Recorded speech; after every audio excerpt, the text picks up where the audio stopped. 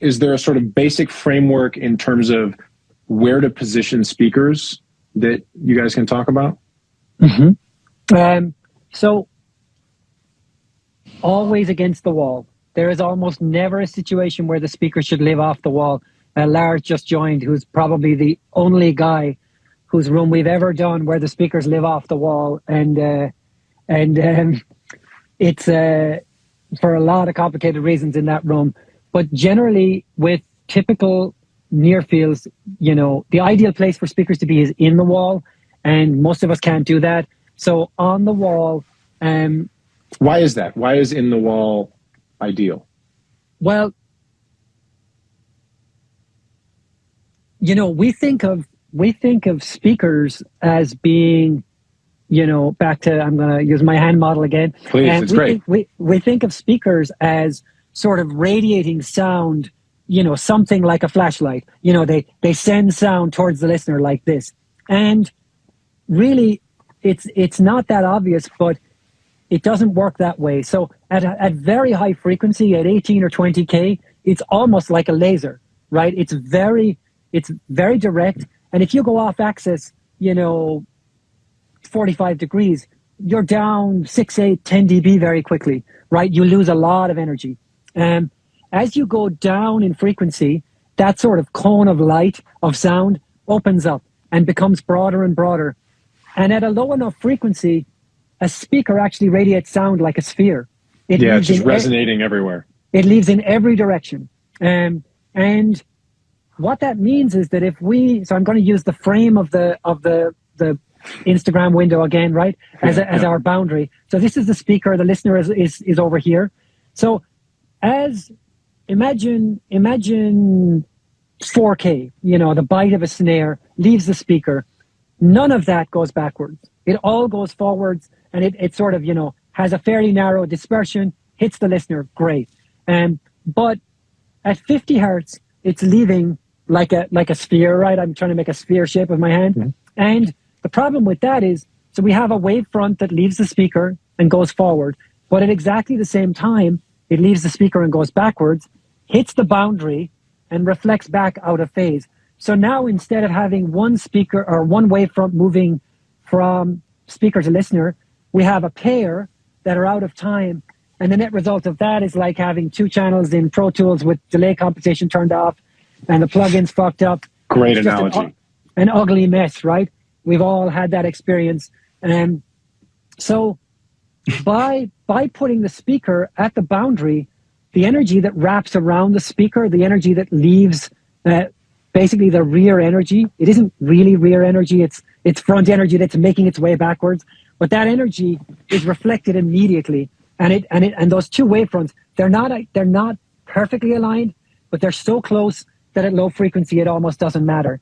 And so that has a great effect on the frequency response. I'm not putting a bunch of peaks and dips, but it also has this musical effect of making the sound feel sort of coherent and it feels in phase. It feels like it's speaking properly. Yeah. So speakers always against the wall. Okay, so you go in a typical room, and there is we're in a typical bedroom. It's 11 by 16, right? And so you say, should I set up against the 11 wall or the 16 wall? Almost always, we're setting the speakers up on the short wall so that we're firing down the length of the room. And the reason for that is we talked about modes, primary mode and second mode.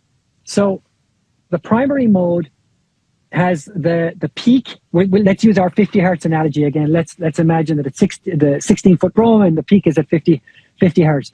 So at the front wall, it's peaking at 50, and in the middle of the room, it's dipping at 50. But a quarter way in the room, it's actually flat at 50, right? Almost. So great. We want to be at a quarter way in the room. But our second mode, a quarter way in the room, is peaking at 100. So that's no good. Our second mode is flat at a third of the way into the room. So what we end up doing when we don't have real low frequency treatment is generally positioning the listener somewhere between a quarter and a third of the way into the room. And there are lots of other complicated interactions that sort of map onto this how things are interacting left to right, and all sorts of other stuff. But ideally, front to back, we're landing somewhere between a third and a quarter way into the room. And in a small room with near fields, if we shoot down the short dimension, that's not possible, because a third of the way into an 11-foot room might be 3.5 feet, and you just can't get that close to the wall. So by being on the longer axis, we can generally put the listener at that 1/3, 1/4 sort of cheat spot. Now, it depends on a lot of things, but if you said to me, I've got an 11x16 or a 10x15 or a 9x12 or whatever, if we couldn't see it, we'd be like, set up on the short wall, put your speakers against the wall, get the height of them correct, so that your ear is between the tweeter and the bass driver, assuming you have a two-way, and get the height correct, get a cloud at that halfway point, and position yourself at that sort of 1/4, 1/3 point. That's a good start point. After that, then you would be on to sort of like what we do about the first reflection points. So we've dealt with the ceiling, which is one of the first reflection points, and then you have the two walls. And how wide the speakers are from each other and how much they're toning or out is also, accomplished musically. It's like focusing a lens, and like Rory says, it depends on everything.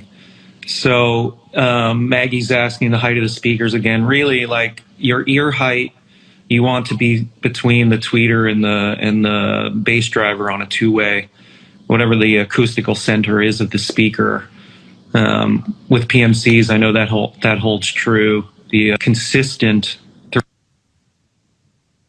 throughout the whole range, and the way they think about like where the tweeter placement is, and that's a whole other topic. But really, when you're getting the height and there's a little room for preference on the height. I tend to sit a little. I want my ear a little lower.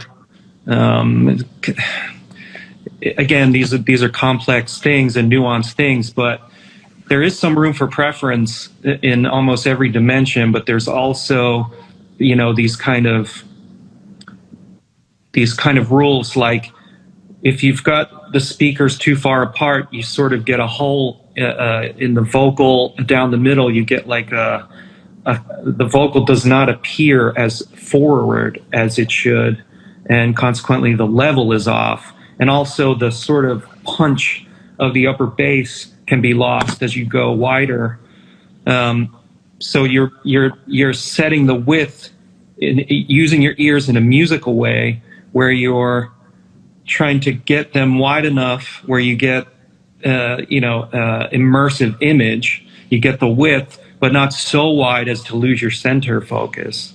And the same thing with the low end. It's nice to have that deep, the low end reaching down lower, as it tends to do as you move towards the corners, and not at the expense of the punch. So it's all a sort of balancing act. And when somebody asks, how should I do it? I'm like, it's like asking a photographer where to set the focus on a scene. It's like they don't know till they're in there and doing it, and then what does it mean emotionally? It's complex. Thanks for watching. Just a reminder, all of this content is free. There's no secret knowledge here. We don't have sponsors. We don't run ads. We don't have a Patreon. All that we ask in return is that you share it with somebody. Thanks.